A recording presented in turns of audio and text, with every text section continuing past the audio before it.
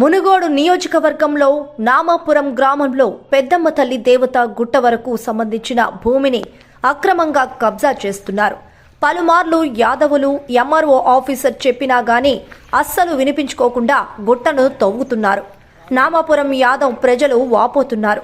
ఈ దౌర్జన్యాన్ని చూస్తూ అధికారులు నాయకులు చూస్తూ చూడనట్టు వ్యవహరిస్తున్నారు.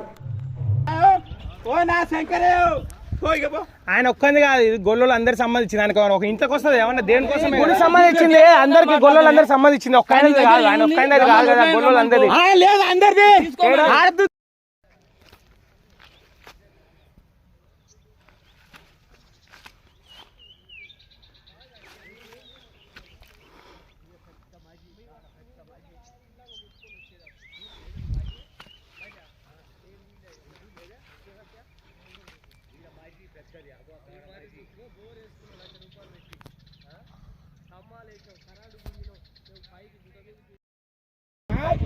పాటికి దీనికి సంబంధం లేదు. ఇంకా